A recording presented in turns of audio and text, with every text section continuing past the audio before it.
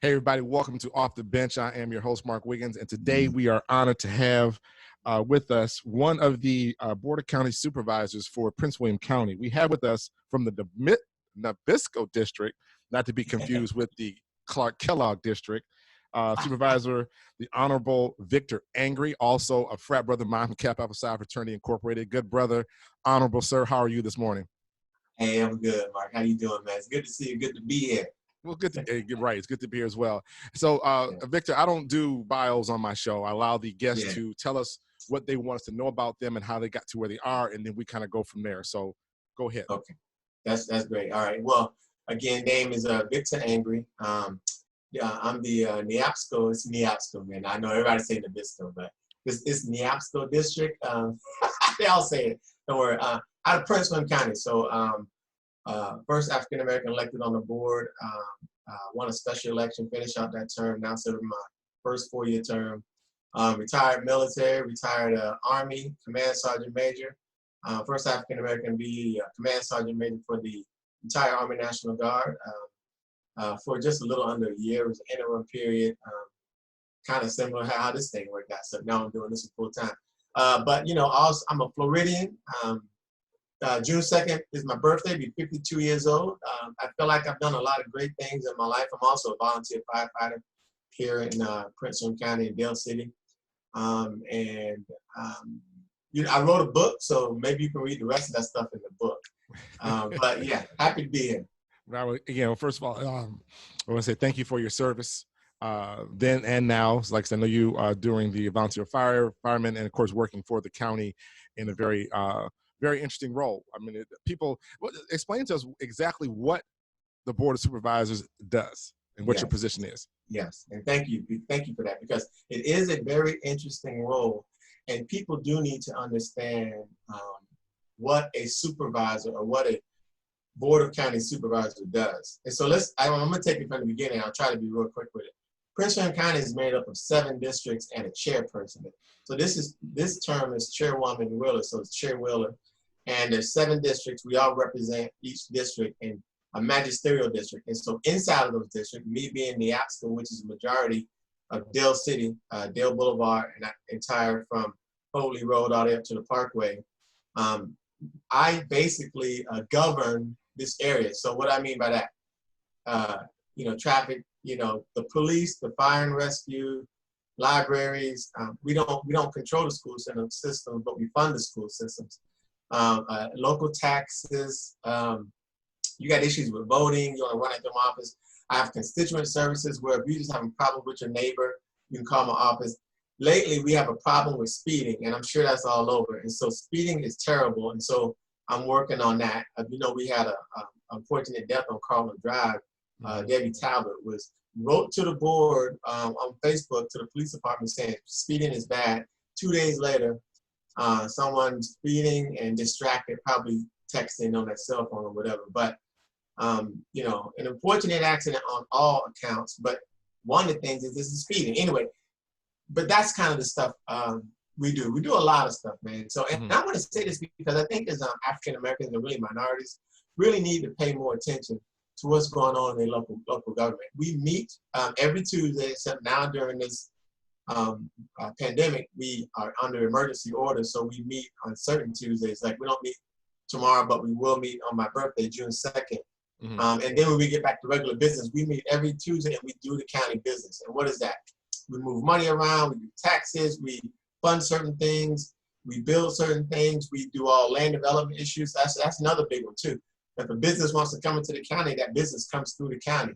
So my economic development officer or director, she works for me, but she also works with 7 other people on the board. So basically the board runs the county, and our staff handles a whole lot of actions, transactions that go on, your local taxes, all that stuff. It's a whole lot. We can go on for days with this, but yeah, we do a whole lot. Yeah, that's interesting because I used to live in Loudoun County, and Chairwoman Randall is running Loudoun County. I know Phyllis is just absolutely destroying it out there, which is a good thing. And it was a little tight there on the second run. On the second run, it's kind of like, oh, she got in. Okay, well, we'll let it. Oh, wait. She's really doing a good job. So we need to look at some things. But Right. fortunately, the vote came out for the community, not just the black vote. I'm not going to say the black Right. vote.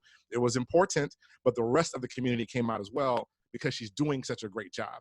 And Right. I went to a couple of meetings, like I said, to understand what really happens in all those data centers and all that has to get negotiated out. Yeah. It comes through the board of supervisors. So she is actually, that position is very, very influential / powerful to determine that. And people, like I said, local folks don't pay attention to it, but that's huge. That is absolutely huge. I'm glad you said that about data centers too, because, we also look at, revenue and how do we get revenue? And one is through peripheral taxes, how we tax your computer stuff, and others through real estate assessment values. And so anytime there's new development, and even in homes, that's us. We kind of control that, manage that. This is where the constituents, they scream very loud at the things they don't want to see. Like Prince William County is a growing county, so there are people who've been here for a while, and even people who haven't that don't want to see development. So they come out and argue about, fight us on don't do this, don't do that. But the people who probably should be in the room aren't in the room. So I gotta say, pay attention. You really should get involved in local politics, man, in your local government. This is where it happens. This is boots on the ground, where money matters, people matter, lives matter. The governor's dealing with this stuff at the governor level, but down here, boots on the ground is really where all of this stuff happens. This is what people should be paying attention to most. It is right, exactly. Should be paying attention to the most. And unfortunately, we don't. Now, let me ask you this. When you got into, what got you into politics in the first place? Because you just wake up one day, I'm finished serving my country, I'm still putting out fires, I'm going to go run for the county seat. What happened? Mark, this is all God's fault. Let me tell you this, Mark. People say it all the time, but I am a God-fearing man. And I will tell you, when I retired from the Army, even when I became a volunteer firefighter, my plan was to go fishing and, just really hang out, and enjoy life. But here's the deal. I'm a public servant. So I didn't track this. I didn't look for this. I didn't ask for this. It came to me, and that's only God who delivers this stuff. And you have to answer the call when the call is presented to you. So I'm here because God told me to be here. I didn't know this pandemic was coming on. I don't know any of this stuff, but to be in this position at this particular time is only, it's a God wink. It's a God message. Is what I'm here to do. So I realized, I don't want to get off subject, but I realized my purpose in life a long time ago. I'm a public servant. So I know my purpose. My purpose is people, and I'm good with it, and I'm passionate about helping others. So rightfully and naturally so, it seems that this would be a logical step. Wasn't anything, again, that I planned, but when Mr. John Jenkins passed away, the offer was asked, well, not the offer, but they asked me if I consider running. Never thought about it. And then I looked back at my life, man, and the things I've done and the service I've given and the lives I saved and the lives I transformed. And everything, when you read my whole bio and read the whole package and put together for running for these positions and campaigning, I was like, man, none of that is false. None of that is a lie. All of that is true, and all of that is me. And that's pretty impressive. So I was like, you know what? I got no choice in this matter. This is what I'm supposed to be doing. Wow. That's impressive. And when you connect with your calling and get in your passion and in your calling, things just happen. And like you said, you didn't go looking for it. You're more, like I said, being obedient to the call, and therefore things are lining up for you to work. Not saying it's going to be easy, not saying it's going to always be fun, but it's something that you can't settle your heart on anything that's not doing this. You know what I'm saying? If you're not doing this, what's next? I don't know. People may start trying to elevate. Well, you want to run for the chair? Do you want to run for the representative? And there's a natural progression to this, and it wouldn't surprise me if that pulls you up. But okay, if you did, you did. If you don't, you don't. But at least you're doing, at this point in your life, what you felt you're called to do, which a lot of people don't get to sometimes at all, unfortunately. So, now what you mentioned, COVID-19, talk to us about what it really, from your point of view, how is this really affecting what goes on in the county? How is it really hitting? All right, Mark, this is good. This is my public service announcement, because I have been all over this, and this is just mind-boggling.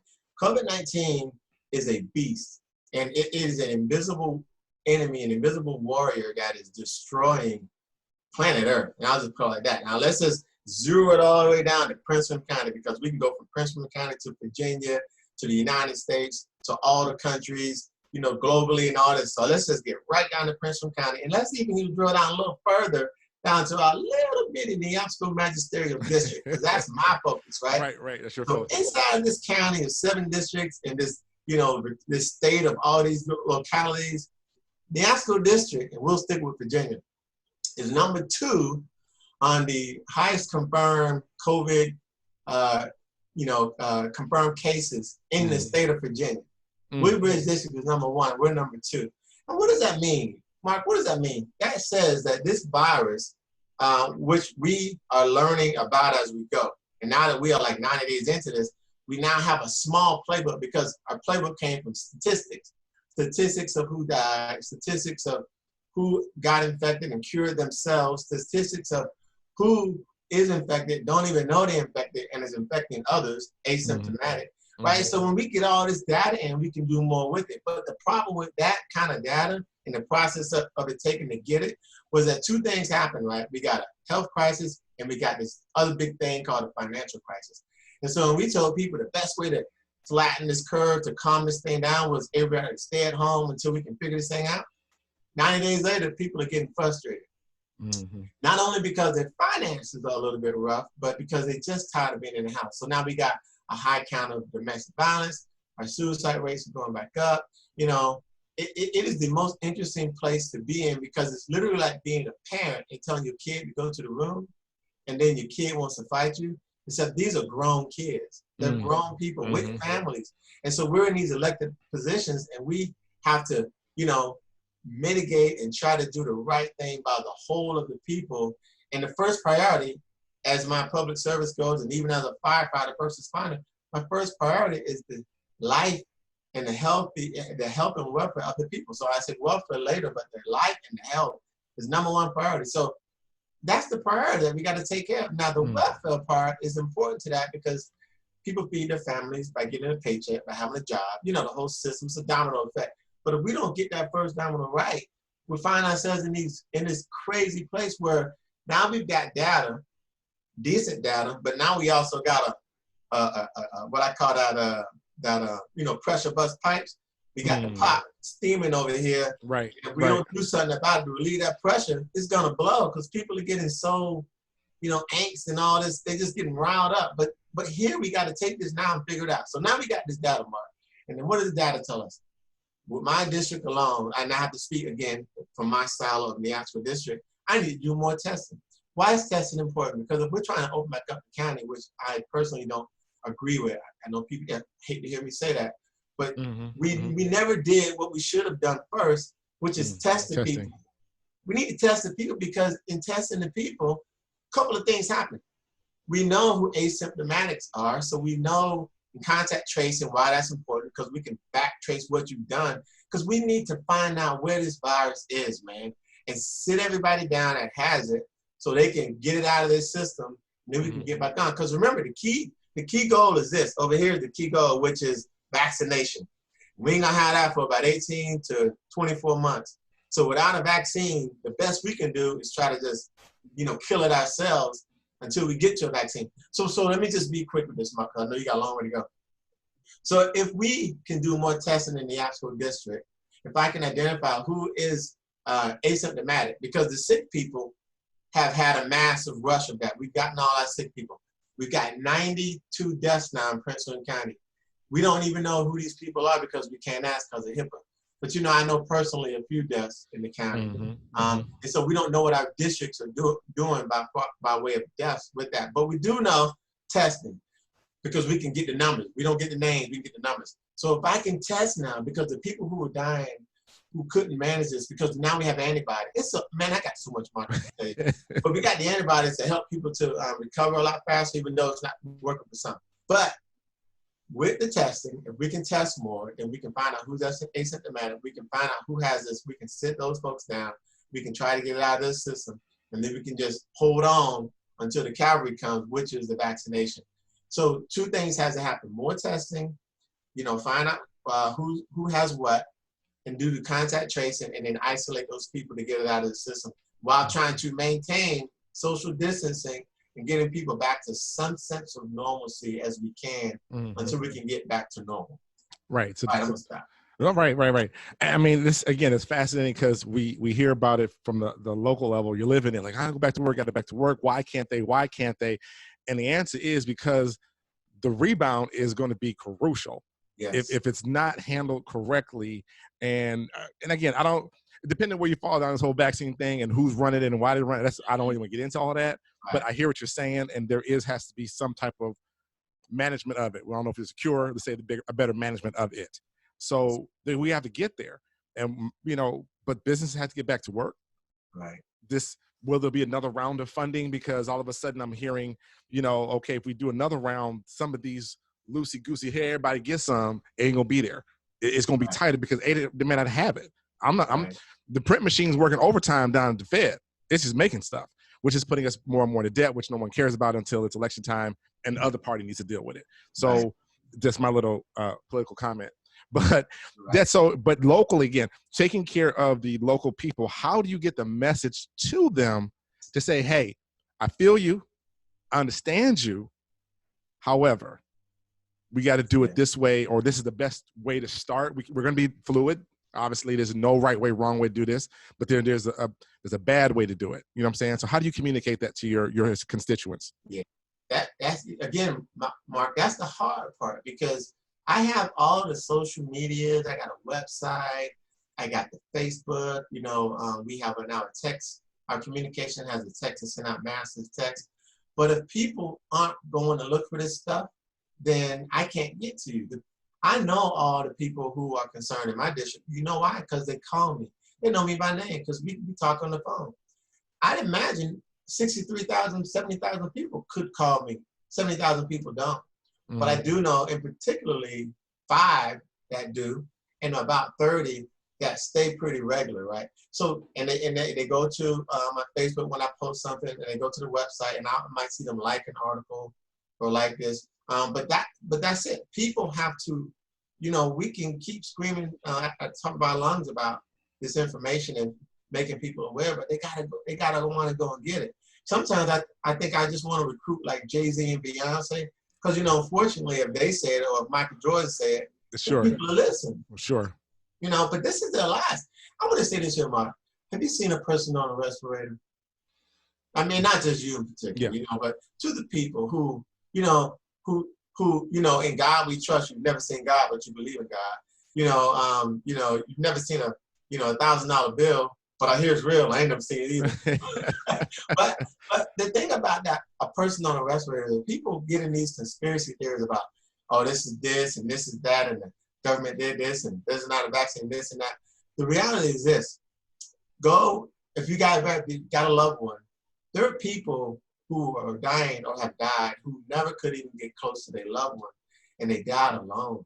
And just last night we lost someone close to us, who died alone, right? And so the realness of this thing is that it takes out your respiratory system, it gets you on this ventilator, this breathing apparatus, and then you sit there and hope that the docs can find something that makes you better, or you just wait it out yourself. But by the time you're on that respirator, usually those are bad odds. Now we've got some success stories, but that's when it's that. And so when people keep talking about all this, it's this, it's that, it's that. Look, I don't know what it is. All I know is people are dying, and I'm trying to stop people from dying because this is not right, man.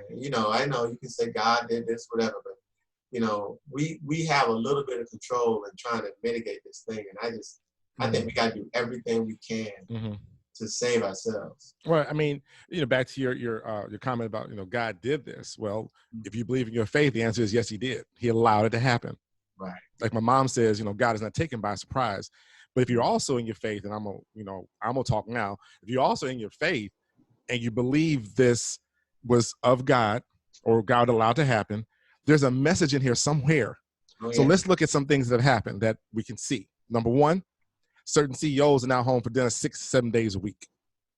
I don't see more families walking together. I'm like, I didn't know all these people lived around here, and let alone that they had a daddy or a mama, and they got another 6 kids because they're all away. They're at camp, they're at basketball, whatever. Everything has stopped.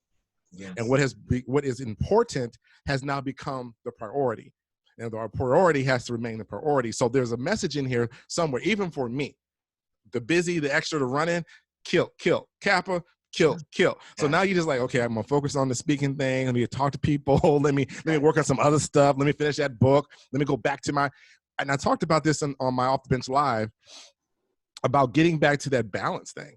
And while we may not be able to hold all the things we did, you may not be able to do home dinner like we did growing up 6-7 days a week. You may get good strong 2.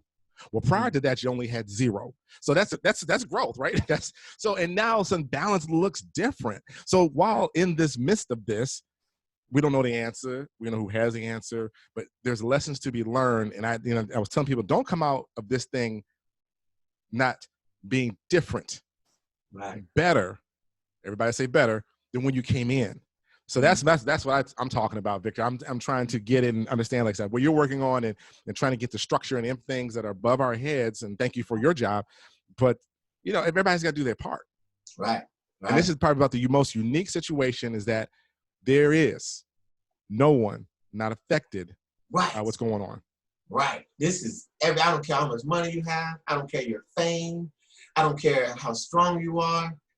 Everybody is affected by this. There's no more sports. There's no movie theaters. This is everything and everybody. And it is so, but Mark, I'm going to say this, that you are so right.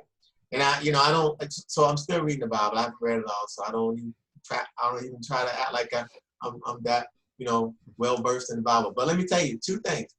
Be still, right? When God say be still, this right here is being still. Not only be still, look, I go and prepare a place for you, right? Now, let me tell you something about that place. My house, I've been so busy in my military and I've been, selling, doing all this stuff. Man, since I've been home and working from home for the county, look, I repainted my office, I moved things around, I redid the whole yard. I've gotten so much done around this house that I really, and my family time, we are like a unit. And so all of us are here together. We talk, we eat, we play. I'm constantly remodeling stuff, rebuilding stuff, fixing stuff. So the whole house probably was, I'm gonna say 10 years neglected for me being, the man of the house and I'm the construction guy and I build stuff and I've been teaching my son some things. He's old, but I realized I missed that part because I've been so busy. So now we do this stuff together. We're getting ready to put a retaining wall in here next week to redo that. So this is an opportunity to really get to the family and then get your things in order. And like you said, just sit down, be still, and think about this. God put us here for a reason, Right. So Victor, and I don't want to gloss this over. I'm gonna go back to the point. While it sounds great for some, it ain't great for all at this point. What do you say as the supervisor for resources for those who you mentioned earlier who are now home with the abuser, who are now home locked down with that bad situation, feeling like there's no help, no hope, whatever, the alcoholic, all of those life things that we kind of act like don't happen are now being magnified. What does Prince William County offers resources? A shout out in case someone's listening to this sometime today, tomorrow, whatever. Where can they go? Yes, that is great. I'm glad we got to this. That's great. So we partner with a lot of community services out of town, and ACTS is one of our number one. They not only do our food bank and food drives, and we also have other food distributors. Prince William Community Foundation. Also, oh my God, she's gonna be mad at me. I'm having a brain cramp. It'll come to me. But we have so many community organizations that are helping us. But I want to say this here to my, families that are feeling in an abusive relationship. If you go to our website, there's an 800 number there. Also, ACTS has a number there. Now, the unfortunate thing is we're doing a lot of phone talks and Zoom, but we have separated families. And because hotels are sitting kind of dormant right now, we've moved some families into hotels. We've separated folks out. So there is an opportunity for you to get out of this situation since we can't really touch each other and be close to each other, right? So we still have ways of getting you separated from that situation until we can get back to a point where we can have counseling, physical counseling, face-to-face, and that kind of stuff. So everything's kind of moving, well, not kind of, it's moving to an online world. But if you go to pwcgov.org, there's a COVID-19 link at the top. Click on that. They're going to have a lot of resources in there that you can use. I want to say this to our small businesses. We just got our CARES portion of funds to Prince William County, 41 mil. We gave $5 million to our economic development. What she's doing, Christina Wynn, is you got to apply for this. But if your business is failing and you need the help, there's a funding process to that. I can't speak too specifically to the detail, but again, if you go to the website, you should see that link in there somewhere. If not, just email me, bsangry@pwcgov.org, and then I'll get you to the resource you need. We have a lot of resources in place to help people during these times. So it's not that we're sitting out here trying to solve or win this game by defeating COVID-19. We're also trying to take care of the folks that are going through this right now. Again, we have the food banks in place. We have abusive relationship. We have that in place. We have we even have, if you're drinking too much, we can still work with you on that too. So Elijah Johnson has a lot of this. But again, because I can't rattle off the head what all this is, but email me or go to the website and I'll get you to the right resource you need, because this is a serious matter. And so we definitely want to make sure that people can weather the storm to get through this as comfortable as they can. Absolutely, man. I appreciate you and the county for that, and all of whoever. I don't care, Republican, Democrat, Whig, or alien. At this moment, the goal is to take care of the people. Yes. And I'll say this, and this is Mark talking. If the people you thought you voted for ain't representing you, just remember that you have an option. Anyway, Victor, I just know so moving off of that, you mentioned your book, and for those who don't know, Victor was on one of my Off the Bench lives. I don't know which one it was. Yeah, and he came in, he had his book out, and we got to start talking about the book. I met Victor years ago. Again, good Cap brother. And you need to tell me when and where you pledged. I forgot about that. Tell me when you pledged, and let's talk about your book. Alexander Fairfax, Alumni Chapter. Oh, Lord, the always first chapter. What year is that? 23 February 2008, 7:53 p.m. You know what's up.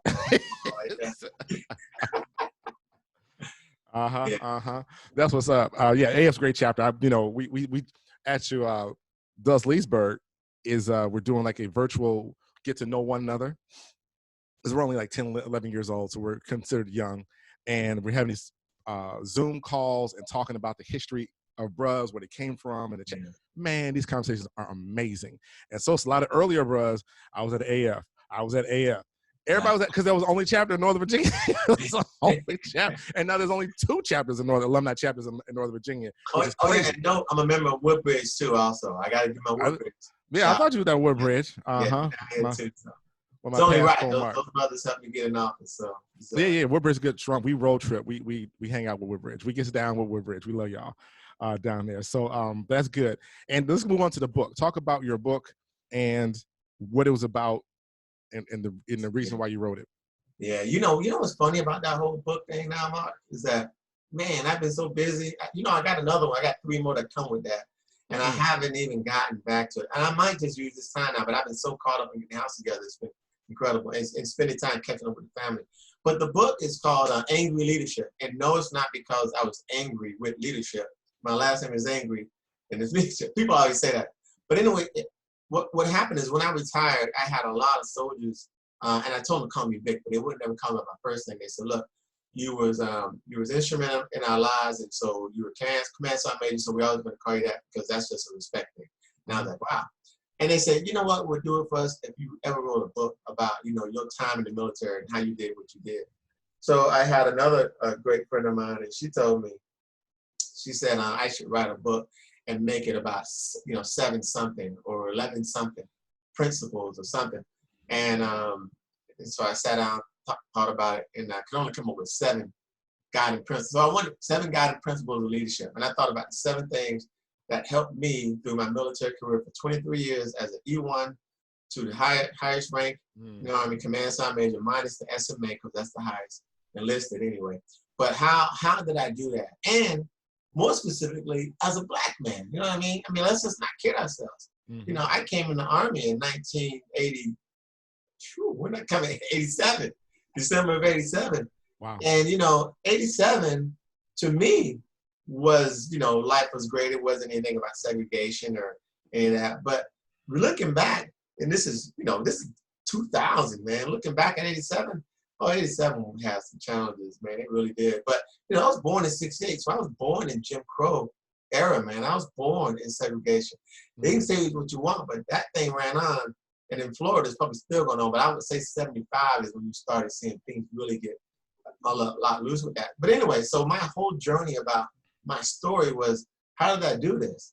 And so I just wrote out these 7 principles, and then I expanded on each one of them and just wrote this nice little book. And I made it, I think it's 94 pages, because actually the whole book is super long, but I broke it up into mini series because I was told by my firefighters that they would read anything under 100 pages. Most people just want to see some quick sound bites and get in and get out.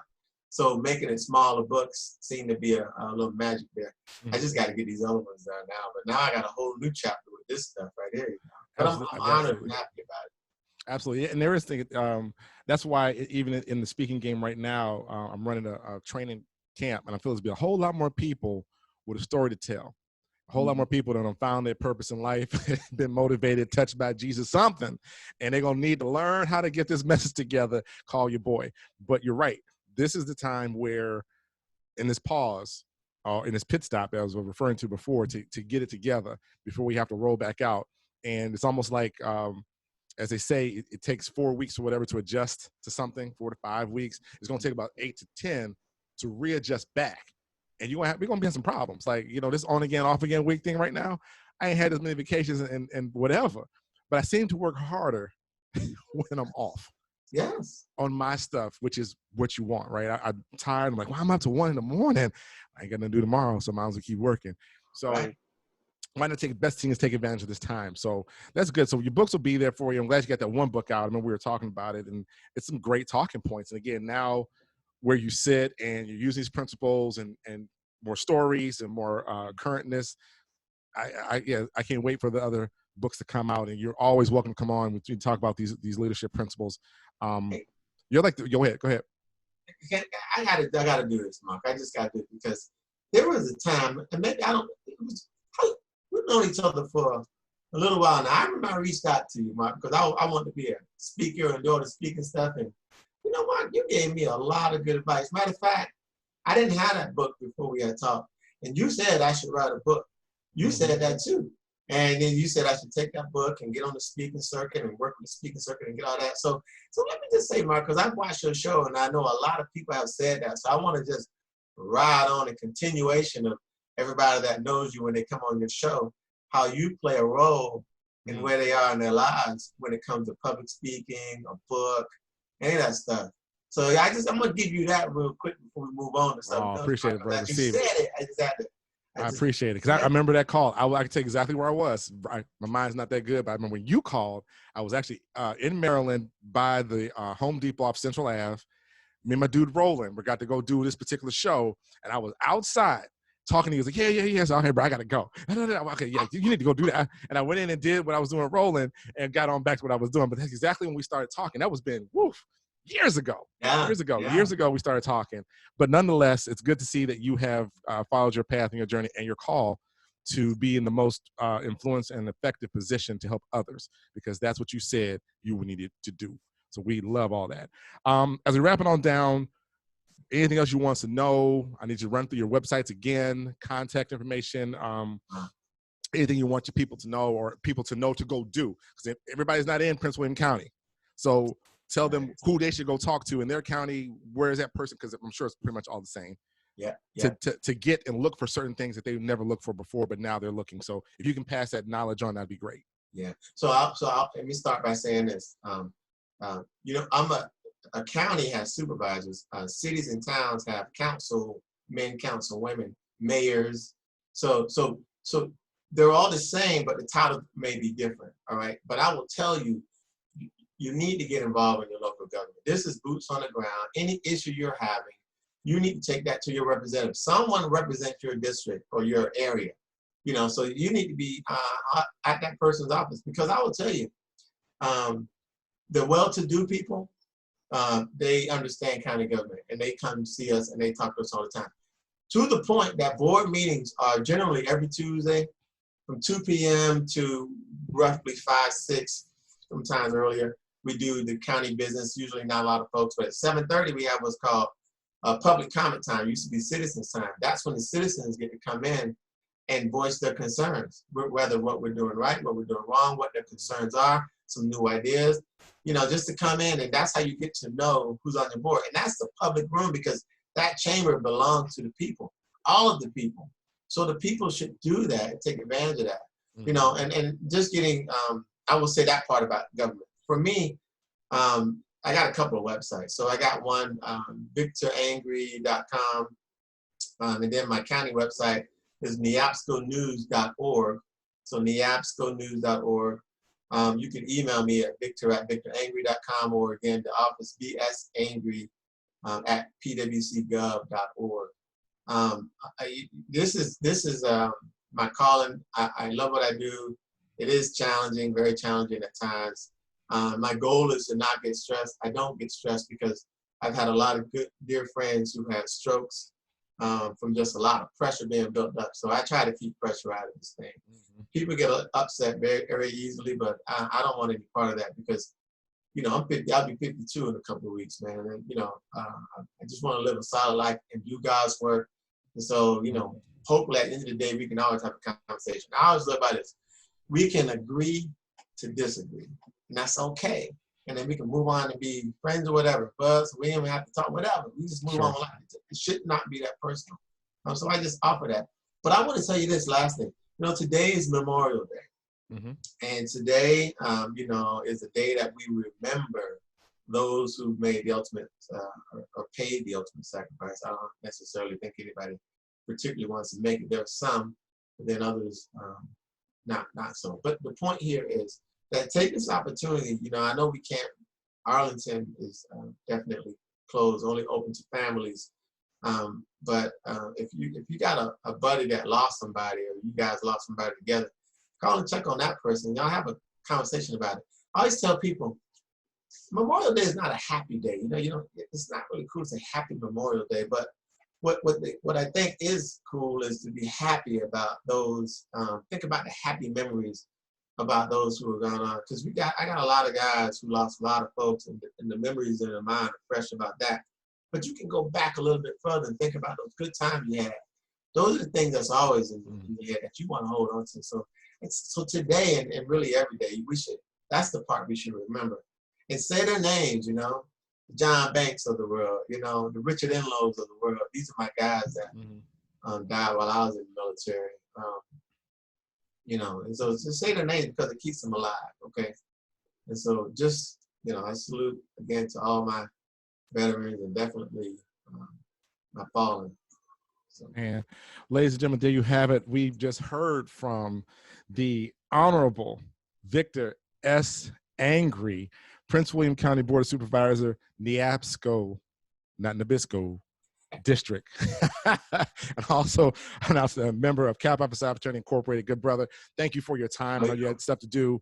Again, you're always welcome on my doorstep with your book, conversations, or whatever's going on. I may be reaching back, because while you're talking, I know I need to reach over and talk to some other folks and get this conversation going in some different areas. So it could be another avenue to keep the message going. Yeah, I would say just for you to know, maybe for your show, is this board is historic, because we now have 4 African Americans on it. So 2 African American female, and then another African American male. So maybe I can connect you with them, and there'll be an opportunity for you to.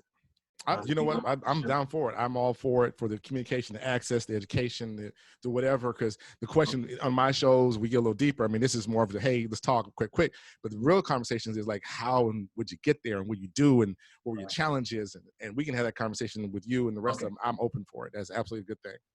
I'll work with you on that. I'll link those. Okay. All right, everybody. And as you know, remember this: if you can reach your dreams with a step ladder, then they're probably too low. I'm out. That's right.